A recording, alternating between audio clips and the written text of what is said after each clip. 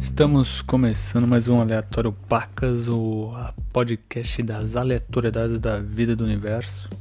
E depois de 3 meses voltamos. Só que eu não vou dar nenhuma explicação nem nada. Vou direto pro assunto deste podcast, que é o Concrete Genie. É um jogo que eu peguei na PS Plus, de grátis. E nunca ia pegar ele se não fosse de outro jeito, porque ele não é um jogo que inspire muitas emoções, porque ele é um jogo feito para uma criança. Só que eu fiquei muito feliz de jogar ele, porque ele é um jogo bonito, com uma puta mensagem bonita. Então decidi falar sobre ele, e como esse joguinho é bem legal. Ele foi um joguinho produzido pela Pixelopus, que é o Pixel dos Octopus, e foi publicado pela Sony e disponibilizado, acho que somente para o PlayStation 4. E o PlayStation 4 só tem exclusivo foda. E daí você acha que ele vai errar? É aí que ele te engana, porque o PlayStation é foda. O PlayStation não erra, o PlayStation só faz coisa boa. E o que é esse jogo? Esse jogo é sobre meliantes. E você controla um deles chamado Ash, que é um desenhistinha, meliantezinho, safado, metido a skatista, que tem uns band-aidzinhos no rosto, usa jaquetinha jeans, todo metido a descolado e tal. Ele lembra muito o cara do Infamous Second Son, o Delsin. Só que ao contrário do Delsin, que parece um babaca no começo do jogo, pelo que eu me lembro bem, o Ash, que é o nosso personagem principal, ele tem um bom coração. E ele só quer saber de desenhar. A única preocupação que ele tem na vida dele parece ser desenhar. A cidade que ele vive se chama Denska. Denska é uma cidade pesqueira portuária que tinha a sua economia lá, pelo que parece, focada em pesca e em turismo. Ela foi muito baseada, pelo que eu pude ver, na cidadezinha de Monterrey, na Califórnia, que todas as coisas são meio temáticas, meio antigas, feitas de tijolinho aqui, as casinhas e tal. Parece tudo muito uma cidade portuária, pesqueira americana, principalmente essa daí de Monterrey. E a cidade, ela começa a ser abandonada depois que um tanque cheio de óleo fura e infecta toda a cidade lá. E aí que a nossa história começa.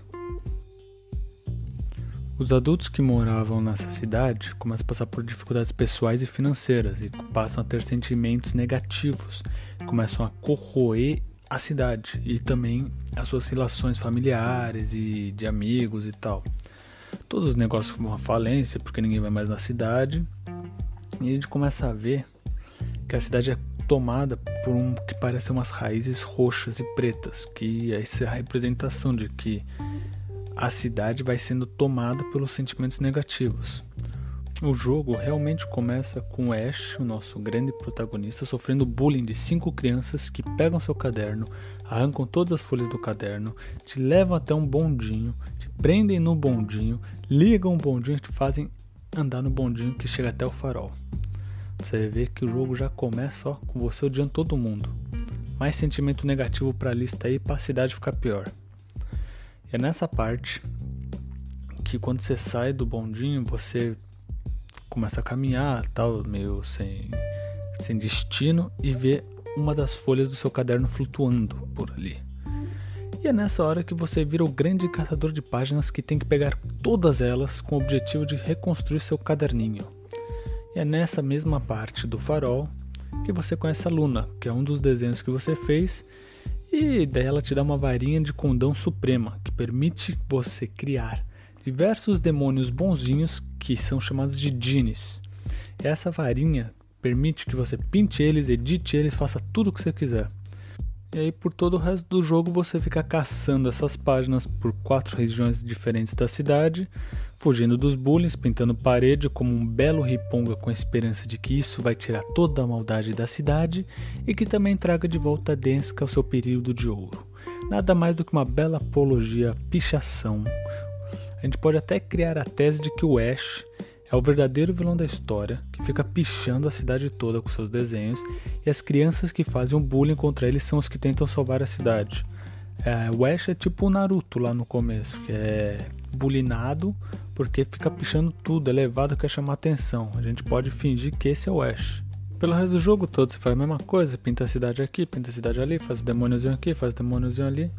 A história vem, a história vai. Quando você tá quase pintando toda a cidade, os bullies chegam e destroem sua varinha de condão e todos os demônios que eram bonzinhos se revoltam contra o seu mestre, o Ash. Os Pokémons podiam aprender e fazer a mesma coisa, né? Se revoltar contra o Ash, se juntar ao Mewtwo, criar uma brigada de Pokémons contra os humanos, criar uma guerra universal, né? Como eles são superiores em todos os aspectos e níveis, eles iam dominar o mundo ia ser um lugar mais legal para eles, ou não, né? Não sei. Mas voltando à história, os Genies, agora verdadeiros demônios, raptam as crianças que fazem o bullying contra o Ash, aprendem suas piores memórias, que são geralmente brigas de pais, né? Mostrando todo o passado, as brigas, as broncas, o que aconteceu com certos pais, que um deles foi parar na cadeia e tal. Aí essas crianças ficam presas num redemoinho de tormenta por toda a eternidade. E isso aconteceria se o nosso grande herói, o Ash, fosse uma pessoa egoísta, e se ele fizesse isso também, né, o jogo acabaria. Mas como o jogo tem a mensagem que ele quer passar, o Ash é uma pessoa gente boa, ele vai lá até a Luna, mostra a varinha quebrada e ela se sacrifica para reconstruir a tal varinha, mas a sua morte não foi em vão, porque agora você pode pintar o chão e o seu pé e sair esquiando pela cidade, pintando agora não só as paredes, mas você pinta o chão também. E assim vamos para a segunda parte do jogo. Bom, na segunda parte do jogo, o Ash arranja poderes mágicos de diferentes Genies, como fogo, elétrico e vento, e com esses poderes ele derrota os Genies que sequestraram as crianças, ele doma os Genies, transforma eles de volta em demônios bonzinhos, salva os personagens que faziam bullying com ele, e obviamente, como qualquer jogo que se preze, todos esses poderes não são dados de uma só vez. Você tem que ir matando um demônio, daí você ganha o poder dele, daí você mata outros demôniozinhos com esse poder, daí você vai lá, mata o demônio-chefe, pega o poder do demônio-chefe, e por aí vai, você faz isso 3 vezes e daí você vai conquistar os 3 poderzinhos. Aí depois que você salva todos os caras que te bulinaram, você vão virar super amigos e vão enfrentar o chefão que contaminou a cidade toda com a sua negatividade. Só que seus novos amigos não querem ir e dizem para você esquecer essa ideia. Eles já estão todo mundo ali, vamos fugir, vamos para a cidade do lado, vamos para outra cidade, vamos pichar outra cidade que é mais legal.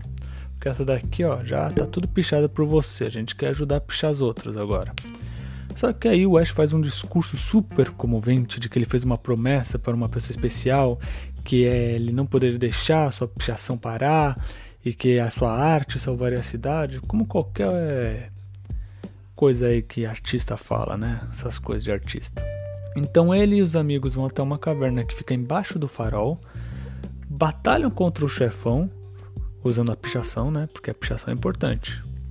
E você descobre o super mega hiper plot twist, melhor que qualquer filme que você possa ter ver, melhor que David Lynch, melhor que David Finch, melhor que qualquer David aí, melhor que Clube da Luta, melhor que Maquinista, melhor que todos esses filmes.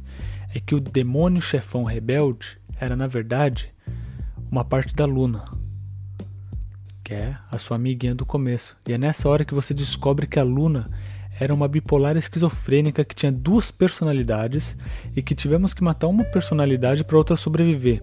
E que agora a gente vai domar essa personalidade nova, tirar toda a individualidade dela e transformar ela no que a gente quer. E obviamente que depois de fazer isso, a gente transformar a Luna do mal na Luna que a gente quer, porque é assim que funcionam os jogos, né? Não pode ter mal, só tem que ter bonzinho, então a gente vai destruir o mal para construir o bem. Mesmo que isso signifique tirar toda a personalidade e individualidade daquele ser. Mas depois que tudo isso acontece, a cidade fica super mega hiper bonita com suas pichações. E você vai jogar basquete com os caras que te fizeram bullying até então. E apesar do jogo ser super curto, que deve durar de umas 4 a 5 horas, se você não procurar platina, ele vale a pena ser jogado.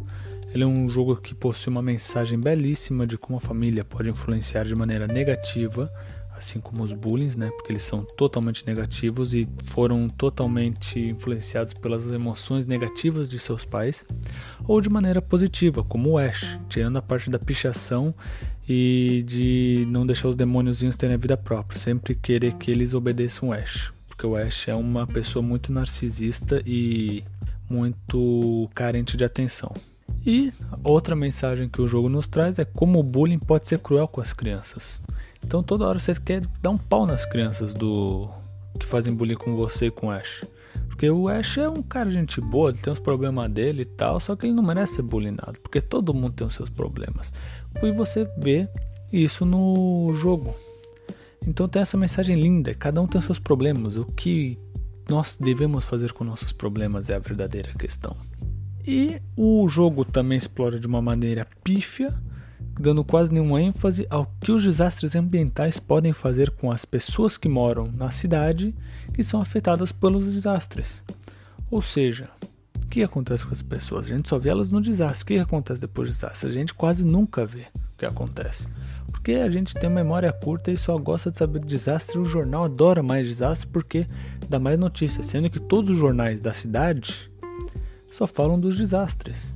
Eles nunca falam das coisas boas ou como era a cidade antes. A cidade antes só fica na memória do Ash. Você conhece a cidade como ela era antes quando ele tem uns flashbackzinhos, ou então quando ele imagina e tal, e você nem vê como ela era de verdade, você vê na imaginação do Ash. Então você nem sabe se era aquilo.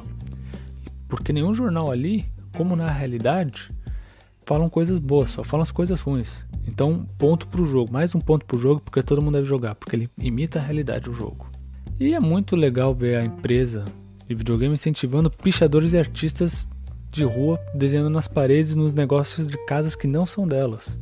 E obviamente, tudo isso que eu tô falando é uma brincadeira, né? O jogo, ele faz uma bela analogia de como a vida pode ser mais colorida, como as coisas podem ser melhores se todo mundo se juntar, fizer e tal.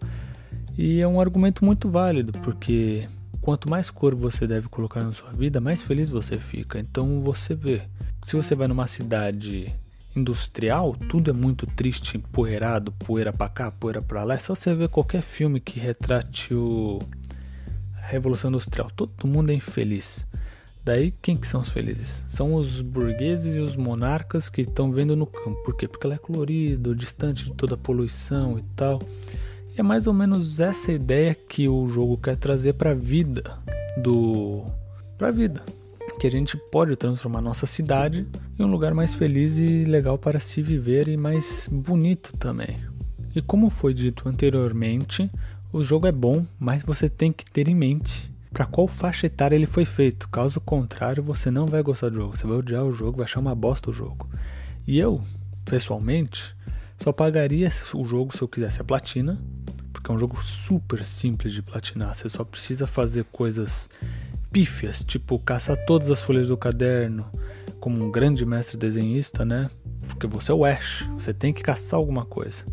Você também vai precisar pintar uns outdoors, fazer umas pinturas que criam laço, que basicamente é você chama seu demôniozinho, fala assim: ei demônio, você quer que eu pinte o que pra você? O demônio fala alguma coisinha, mostra alguma coisinha, você pinta, ele interage com essa coisa que você desenhou e você vai retratar essa cena no seu caderninho. Basicamente todos os troféus são isso, então é um jogo muito fácil de platinar. Ou então se você tiver um filho de 5 a 8 anos de idade, daí ele vai adorar, porque não é um jogo violento, não tem nada, é um jogo super fácil, ninguém fica frustrado, não é um Bloodborne da vida, não é um GTA da vida, é tipo um jogo normal, né, de crianças, que coisas que a gente não vê mais, porque todos os jogos hoje em dia se focam muito em violência e tal. Poucos jogos não tem violência, os que não tem geralmente são puzzles, difíceis pra caralho, como Hollow Knight, que você joga aquilo e fica totalmente perdido e não sabe o que tá fazendo. E é isso. E como aqui não é o canal do Zangado ou outro canal de review, eu vou falar sobre outras aleatoriedades da vida. E uma dessas aleatoriedades que eu gostaria de adressar é uma série que eu comecei a ver, só vi a primeira temporada, mas é muito boa, tem acho que outras 2 ou 3, então totaliza 3 a 4 temporadas. É um desenho muito foda chamado Infinite Train, criado pelo Owen Dennis, que era o antigo escritor e artista do Regular Show, que eu não sei como chama em português. Mas é uma série muito boa porque ela fala sobre um trem infinito, onde crianças, pelo menos a primeira temporada é essa que eu vou falar, uma criança de 13 anos com problemas emocionais porque os pais se separaram, aí tem tudo a ver com o quê? Com o Congridine que eu tava falando. Ela quer ir para um camp de fazer jogos porque ela é uma programadora de jogos. Aí o pai dela que promete levá-la para tal camp não pode porque ele se confundiu com as datas e tal, aquelas coisas de pai merda que sempre esquece da filha. E ela não pode ir, ela fica revoltada, pega e fala, vou a pé passar merda. Então, porque eu sou foda. Eu sou uma mulher dependente, ruiva, sou foda, então vou lá. Ela pega, coloca meia dúzia de coisas na mala e sai andando pela vida, né? E ela se depara com um trem, que é infinito, gigante, enorme. Como o próprio nome da série diz, né? Então, o que acontece? Aí o que acontece são vários spoilers que eu vou dar agora, porque eu vou mais ou menos contar o enredo e falando. E a nossa grande protagonista Tulip chega no trem e vê que quando ela entra no trem, cada vagão é um universo próprio, com suas próprias leis, com seu próprio tudo. E aí que começa as coisas ficarem bizarras e emocionantes ao mesmo tempo, porque a nossa protagonista Tulip encontra o One-One, que é uma máquina com dupla personalidade, assim como a Luna. Então você pode ver que Concretine e Infinite Train é a mesma coisa. Nós temos dois bipolares, nós temos problemas familiares e o que mais? Vamos achar mais semelhanças de acordo com o programa que vai rolando. Aí ela encontrou o One-One, que é um bipolar que tem uma personalidade boa e uma personalidade ruim, e eles tentam juntos achar o significado daquilo, as grandes perguntas da vida e do universo e tudo mais. O que são os vagões? Por que eles estão ali? O que significam aqueles números? Por que cada vagão tem uma lei? E por que ninguém vê esse vagão se ele é enorme, gigante e infinito? Essas são as grandes perguntas. E eles passam meses, dias, anos, tô brincando, não sei se são anos, mas eles passam algum tempo ali, andando de vagão a vagão, tentando encontrar uma lógica. E para Tulip, tudo tem que ter uma lógica, porque ela é uma programadora, então ela faz sempre uma árvore de lógica, tentando entender as leis do universo, só que não tem lógica nenhuma naquele trem, porque tudo é maluco. E eventualmente ela encontra uma gata, que é uma gata negociante, uma gata negociadora, e ela pergunta pra gata o que significa tudo isso, porque ela tá ali, não sei o que lá e tal, e a gata responde, não sei, mas se quiser eu posso te levar até posso trazer o maquinista até aqui, eu te levar até o maquinista, porque, mas você sabe, né, nada neste mundo é de graça, então ela pede algo em troca, só que a Tulip não tem nada, e a gata chega e fala assim, que tal você dar o seu robozinho? Dela olha pro robozinho, vê assim, ela tava já meio puta com o robozinho, toda aquela depressão dele, só que ela também gostava porque ele tem um lado legal, e ele é um robô fofo assim depois de um tempo. Então ela fala assim, ok, vou te dar o robô. E a gata fala, ok, te vejo daqui a uma semana com a informação, ou então o cara vai vir aqui. E aí que começa a desenrolar a história. Com o passar de algumas horas, a Tulip fica arrependida e começa a lembrar de todas as coisas boas que aconteceu, todos os momentos deles dois e tal, e vai atrás da gata. Só que a gata não quer devolver. Ela rapta o One-One. Daí a gata fica meio puta e tal, né? Mas vai embora. Daí a história desenrola. Daí a gente descobre várias tramas que acontecem. E a gente eventualmente vê a gata de novo. Só que dessa vez a gata quer mostrar um vídeo pra ela, que é um vídeo das memórias da Tulip e que vai mostrar porque ela tá ali. E aí que você entende o que é o trem e por que aqueles números estão ali e você entende a história inteira. A partir do momento que a Tulip senta na cadeira, a gata coloca o VHSzinho na televisão dela e a imagem vem à tona, a Tulip é transportada para a televisão e começa a ver o programa. Só que o programa são as memórias dela. E são memórias que fazem ela se sentir bem, porque é o pai e a mãe no aniversário dela, é o pai e a mãe falando de pegar um cachorro, é o pai e a mãe fazendo não sei o que lá, e é todo mundo muito unido e tal. Só que ela começa a desconfiar do que está acontecendo, ela começa a achar estranho, porque ela não lembra de ser exatamente dessa maneira, só que ela fica confusa e aflita, e um conflito nasce dentro dela, das memórias falsas e as memórias verdadeiras, que acontece muito na psicologia. Nós criamos muitas memórias falsas de várias coisas e achamos que elas são verdades. A gente tenta esconder o nosso passado assim, às vezes nem foi aquilo que aconteceu. Por isso que várias pessoas têm diferentes tipos de interpretações e memórias sobre o mesmo evento, porque cada um sentiu aquele evento de uma maneira ou criou na sua cabeça memórias daquele evento que não existiram.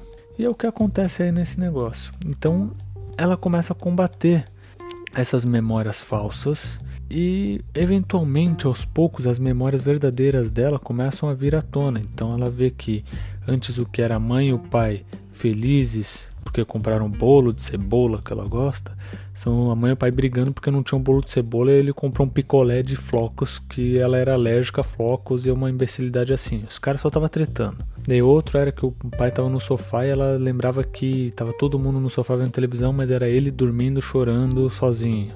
E por aí vai. E é nessa hora que ela desperta pra si mesma, fica puta com o gato e fala que nunca mais quer ver o gato, isso e aquilo, e volta à realidade e sai procurando e sabe o que tem que fazer agora, mais ou menos, porque ela só entende realmente o que ela tem que fazer para diminuir os números da mão e sair daquele trem no final da temporada, que é quando ela encontra o maquinista. Mas no meio tempo acontecem várias aventuras, acontecem algumas coisas que são muito da hora, tipo, alguns dos parceiros dela meio que morre, vira um bicho demoníaco, e daí ela tem que aprender a lidar com a perda, que é um dos passos que ela tem que tomar, porque ela perdeu a família dela, e essa perda da família dela é meio retratada nessa perda da amizade também. Então um desenho muito foda, com temas muito fodas e psicológicos, muito legais. E é uma coisa gostosa de se ver. Só que no final da série, ela encontra um maquinista, que na verdade é uma mulher. E essa mulher, ela teve uma perda também. Ela perdeu o grande amor da vida dela e ela não conseguiu superar isso. Então ela foi para esse trem com a mesma missão da Tulip, que era tentar se reencontrar e se reestruturar fisicamente e mentalmente daquela perda, só que ela ficou maluca de vez. Então ela roubou o lugar do maquinista, começou a tentar criar um vagão perfeito para ela, que obedecesse todas as leis delas e que a pessoa que ela perdoou ainda estivesse viva naquele vagão, só que ela não conseguia. E foi aí que a Tulip sacou tudo. Foi aí que ela entendeu o que ela tinha que fazer, quem ela era, como ela podia sair daquele trem e tal, que era simplesmente aceitar a vida como ela é. É as suas interpretações das coisas. Não é porque você quer, você vai ter. Não é porque as coisas acontecem de um jeito contrário do que você acha que vai acontecer, que elas aconteceram porque a vida te odeia. A vida é indiferente a você. As coisas só acontecem. E é mais ou menos isso que a série ela explora. Pelo menos foi a minha interpretação desta série. E chegamos ao fim de mais um Aleatório Pacas, sempre explorando as aleatoriedades da vida e achando semelhanças e diferenças. Muito obrigado. Até mais e até a próxima, que agora eu vou tentar fazer este negócio semanalmente, se tudo der certo.